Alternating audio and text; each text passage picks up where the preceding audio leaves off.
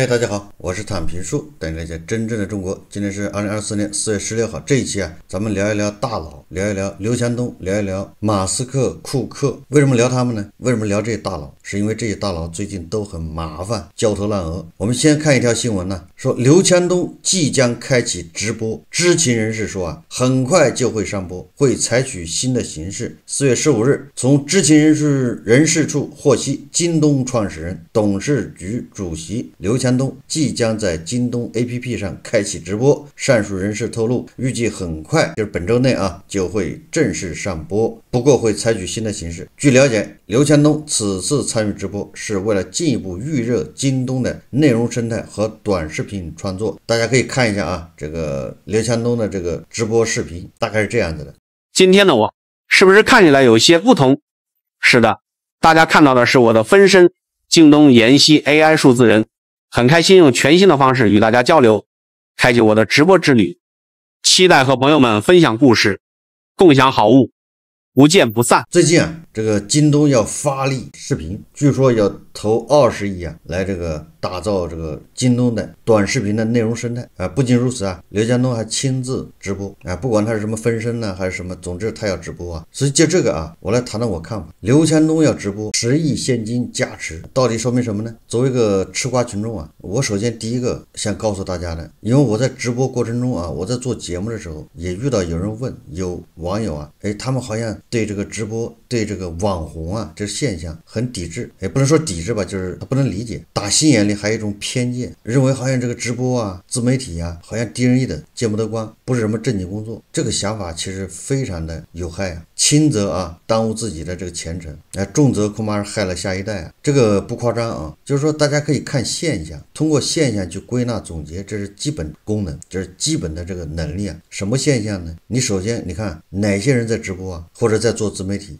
前当当网的创始人李国庆，新东方的老板俞敏洪，还有什么以前的民营企业家，人叫蓝士利吧，很多都是知名企业家，人家早就财富自由了，他还在做自媒体做直播有的带货，有的不带货，这是企业家有钱有名的呢。你说那些明星一个一个的在做自媒体，从这个大屏幕到手机屏幕上，哪个没有名气这些人都纷纷在做自媒体，你怎么还觉得自媒体这个见不得人呢？好像自媒体还低人一等呢？这个观念落伍是你贫穷的最主要原因，就是风口都已经吹过了，先知先觉的人都已经赚钱走了，现在是后知后觉的赶上这一波，结果你到现在为止你还认为这个是个不好的低俗这就是你自己的问题了，认知有问题对吧？你说专家学者有多少人在做自媒体？经济学家马关远，还有任泽平，还有各种军事专家，各行各业的专家，还有教授在做自媒体，还有中科院的院士在做自媒体，各行各业。这个时候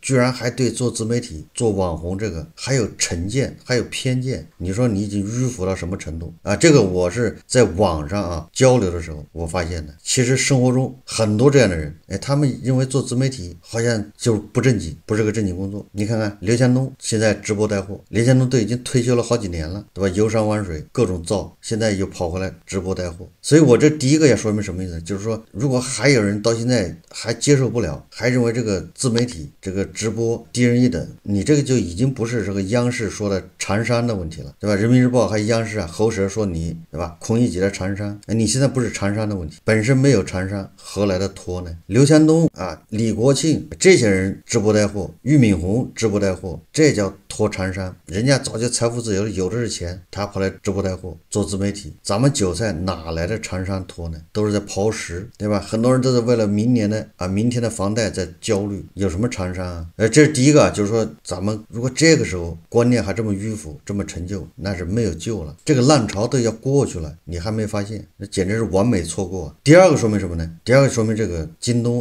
确实越来越难对吧？刘强东亲自去做直播，从另一方面也证明这个京东确实难。前年刘强东复出的时候我就说了，这个京东要完蛋了，否则刘强东不可能从退休状态对吧，享受状态又冲到一线，完了之后换管理层，完了之后骂这些高管拿 PPT 忽悠他，这就说明京东已经到了万分危危急的关头。事实上证明，它也确实是万分危急啊。以前他看不上拼多多啊，结果拼多多啊异军突起，对吧？你爱答不理，现在是拼多多是高攀不起，拼多多市值是京东的3倍，而且拼多多这几年市值一直在增长，京东的市值是在下降的，份额也在下降。不仅京东到了生死存亡的关头，连阿里一样的到了生死存亡。要不然阿里的这个蔡崇信啊，他很少接受这个采访，对吧？这会跑出来接受采访，说阿里忘了初心，不知道真正的客户是谁，对吧？要改革。结果这马云呢，对吧？马云现在是尽量避免发声，马云现在是装植物人状态，结果都坐不住了，植物人都做起来，发个内部信又来一遍，对吧？让天下没有难做的生意。一方面说明阿里到了紧急关头，要死要活；另外一方面说明阿里现在确实十字路口啊，面临选择的问题。这个蔡崇信说啊，阿里忘了真正客户是谁呢？就是消费者。拼多多的客户是谁啊？就是消费者。拼多多是以为消费者服务，反正给你最高性价比的东西，它取悦于消费者。这阿里呢，蔡崇信说他是忘了真正的客户是谁。马云说的是什么呢？让天下没有难做的生意。马云的着眼点是谁啊？是商户。这阿里是靠商户起来的，靠淘宝卖家起来的，对吧？你是为商家服务，为卖家服务，那对不起，你被时代抛弃了。蔡崇信认为阿里真正的用户是消费者，要向拼多多学习啊，围绕着消费者去打造产业链，打造生态，不是围绕商家去打造产业链，打造生态。你看看，实际上是两个创始人之间有了一些分歧。当然了，马云也指出啊，这个阿里目前的问题是大企业病，这个我在以前节目说过了。所以说刘强东出来做直播啊，马云现在是装植物人了。如果马云允许的话，他现在也要出来做直播啊，拦都拦不住啊！千万不要以为没有这可能啊，因为他现在是害怕，对吧？种种方面顾虑，所以他不方便露面，否则他也要出来带货，出来做直播，说明这些企业都难，一个比一个难。关于阿里，关于这个京东为什么现在这么难，咱们以前节目说的太多了，这里就不重复，归结起来就是消费降级。消费降级导致拼多多逆风飞扬，消费降级正好让京东啊，让阿里应声而落啊，因为他们这么多年，他们搞的是消费升级，所以他被消费者慢慢抛弃，这个是不以人的意志为转移的。我们说到现在啊，不是说刘强东不行，也不是说马云不行，他们反而很行，正因为他们行，所以他们现在走下坡路也很正常。消费降级，内卷加剧啊，这是京东、阿里遇到的同样的问题。同时啊，不光京东、阿里啊，特斯拉、苹果一样的遇到这样的问题。今天啊，这个马斯克啊说发了一封全员信，要裁员10%，应该是1-2万人吧，可能不到2万人。对吧？去年特斯拉还是呼声很高啊，待遇非常好。你看今年就要裁员10%。当地时间4月15号，特斯拉呀股价下跌5.6%，总市值一夜蒸发304亿美元，折合人民币大概2200亿人民币。它最新的总市值是5143亿美元。2024年第一季度，特斯拉的全球汽车交付量为38万辆，同比下降8.5%，创下该公司2022年第3季度以来最低季交付量。特斯拉股价自年初以来下跌31%，目前的市值啊，自2021年达到顶峰以来已经下跌一半。这个特斯拉曾经啊，那也是非常厉害的，但是它现在也很厉害，在资本市场上呼风唤雨，受到追捧。如果你说特斯拉那是偶然现象，大家可以看看苹果。根据国际数据公司 IDC 的公布啊，苹果一季度出货量同比下降10%。2024年第一季度，全球智能手机出货量同比增长7.8%，达到2.89亿部。就是说，全球智能手机是在增长的。在这种态势下，苹果下降了10%，而且这个第一的位置啊，让给了三星。三星的市场占有率是22.5%，苹果是20.7%，第3名是小米，对吧？苹果本来在美股啊市值是第2，曾经还第1过，现在排第3。这个第3能排多长时间的说不好。为什么曾经的啊这个苹果、特斯拉这么牛的公司，现在也在走下坡路？为什么呢？所以说你看啊，京东、阿里哪个曾经不辉煌？江山代有才人出啊，各领风骚3-5年。一个企业不管你有多大，一旦高速发展时期一过，就到平台期。平台期一到，随时这个掉头往下走。你某种程度上就是内卷，就是卷。我们不从行业说啊，我们就从这个国家地区来说，咱们中国卷，这个是公认的，360度无死角的卷。但是中国因为是世界的一环，这个也不能否认，中国是整个世界链条中的一个非常重要的一环，中国是世界工厂。那中国卷势必啊会影响到其他国家，都会卷。卷，只是或多或少的问题。苹果、特斯拉，你都可以认为是中国卷导致的。当然了，它自身也有问题啊，因为它自身没有什么故事可讲了。你比如说苹果，它这个传统的手机下面有三星，对吧？超越它，苹果，这个小米在不停的赶，就是侵占它的份额啊，它的市场占有率，还有华为等等吧。你看看啊，不要以为小米好像很厉害，小米现在是第3名啊，也在赶超啊。但是你看看雷军那个满头白发，你就知道这个小米多不容易啊。雷军的头发已经花白了，对吧？苹果它手机这块遭到别人的围追堵截，然后它又没有新的故事讲，它的这个电动车项目取消了，搞了10年，搞不出什么花样，所以它只能取消。苹果的下一个故事是什么？就是换句话说啊，就是苹果的下一个增长点是什么？不知道，那你股价就要往下掉。所以我在2年前我就说，苹果的问题它不是产业链从中国往印度转移的问题，这都是小事。苹果的问题是它没有故事可讲，那它靠手机它能吃一辈子吗？不可能的，对吧？他的前辈诺基亚下场他是知道的，对吧？诺基亚不就是被他颠覆的吗？如果他没有新的故事可讲，他也会被下一个公司把他颠覆，那是没有办法的事，这是不以人的意志为转移。同样的，特斯拉一样的也是卷呢，对吧？他在美国现在对电动车好像又开始不感冒了，对吧？对电动车各种限制，实际上这种限制对特斯拉造成很大影响，对吧？什么跟中国有关的电池，对吧？只要你这个电池啊跟中国有关，那你用了这个电池的主机厂家你就享受不了补贴等等，就是这些限制性措施导致这个整个的电动车的产业链它是畸形的，有问题。当然还有其他的政策啊，所以对特斯拉来说，它在中国国内呢，本来它在中国市场还是可以的，现在也受到挤压呀，因为中国市场现在饱和过剩，大家竞争是人脑子打成狗脑子啊。在这种情况下，这小米苏七还杀出来，也得分一杯羹，就是说整个中国市场是不是竞争加剧，是不是内卷加剧，这个对特斯拉都是有影响。最近特斯拉讲什么故事呢？他急需要讲故事啊，对吧？他德国的工厂不行，墨西哥的工厂到现在还没有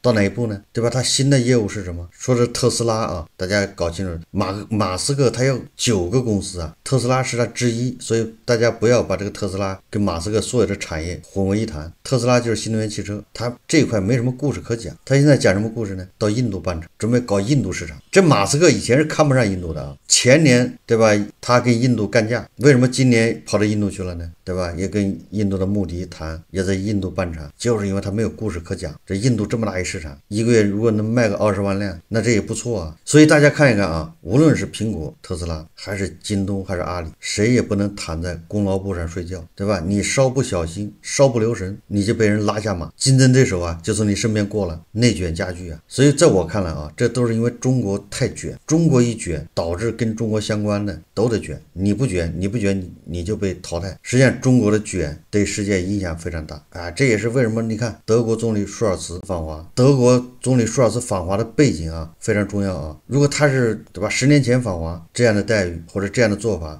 还可以理解，他现在什么背景呢？现在是你看总之俄乌战争这是一个，第二个呢，美西方对中国之间的这种关系是不是越来越紧张，大家越来越不信任，也感觉对方对吧非我族类，其心必异，都感觉对方想搞事，就是互不信任。这种情况下对吧，欧盟对中国那也是一个警告接一个警告，已经不像以前那么融洽。在这种大背景下，舒尔茨是第2次访华，对吧？他去年还是前年访华了，应该是去年3月份，这次访华他待3天，从重庆到上海到北京，这也是非常罕见的，这简直把中国这个直辖市跑一遍。他来谈什么呢？对吧？在这种背景下，他不可能来谈跟中国脱钩锻炼。实际上舒尔茨到中国来，一方面要加强跟中国合作，拉拢中国，一方面也是要跟中国掰开了揉碎了谈。实际上就是中国卷的问题，已经卷到德国去了，德国都受不了了，因为德国重要的就是汽车产业，当然它还其他的这个汽车产业占它大头啊。如果我们把这个德国当做一个企业来说，对吧？你看看京东、阿里、苹果、特斯拉都不能一劳永逸的，不能躺在功劳簿上睡觉。以前不管它多辉煌，你不卷，你错判形势，立马恐怕就要下去。你看德国也一样，对吧？德国这几十年那也是很辉煌啊，但是如果你不卷，你是不是接下来日子越来越难过？所以你看逼得德国也卷。我认为啊，这个根源恐怕还在中国，也正因为中国太卷，所以这个耶伦跑到中国来访问，他是不是要求对吧？中国要给这些工人提高待遇，你给工人提高待遇，你这些企业的成本就会增加，你企业成本增加了，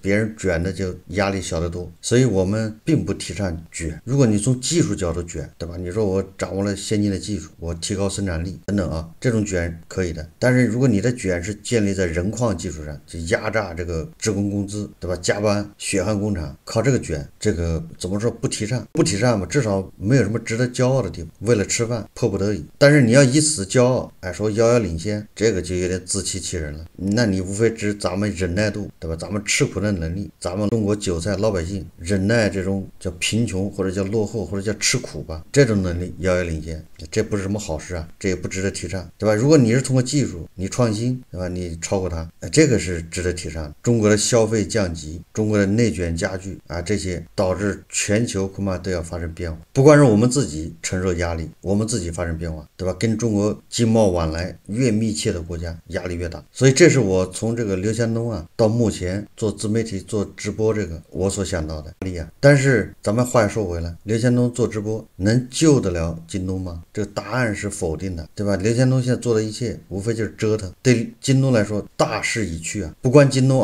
阿里也一样，就是说他想恢复往日那种荣光那种辉煌很难，基本上京东恐怕就变成一个小众，慢慢沉沦下去。你说它消失呢，也是不会消失啊，但是它的份额，对吧？它的影响力会越来越小，在电商领域里面越来越没有话语权，而阿里呢会变得越来越平庸。在消费降级这个情况下，内卷加剧，消费者看的是性价比，因为确实没钱那只能追求性价比啊。所以说你谁带货不重要，对吧？你刘强东带货，或者刘强东的媳妇章泽天带货直播，都改变不了这一切。你还得是从这个性价比上考虑，还得从你的价格，对吧？你的供应链上面，你怎么样围绕这个消费者，给他提供既便宜，对吧？质量还要好，服务还要好的这个产品，对吧？这跟谁带货没关系，对吧？谁带货你也得讲究性价比。如果你不讲性价比，你就没有市场。你看，这就是消费降级的特征啊。虽然说今天统计局说了，统计局又公布了一季度数字说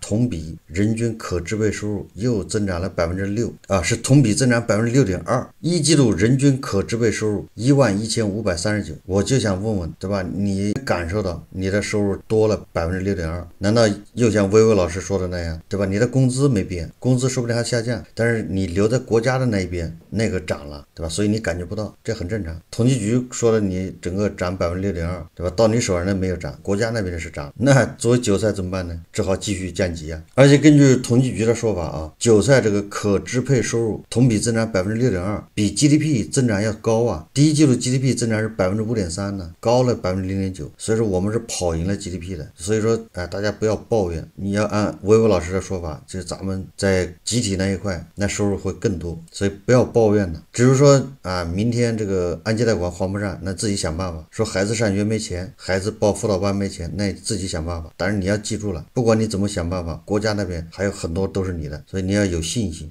千万不要灰心，不要干傻事，不要想不开。但你看到京东、阿里、苹果、特斯拉也不是一帆风顺，对吧？也是受各种挑战、各种压力。那作为我们韭菜，你感受到压力，那就好理解了，就是天经地义的。好，这期节目咱们就聊到这里，感谢大家收看。如果喜欢我的节目，欢迎订阅转发，也可以在下方留言评论，谢谢大家。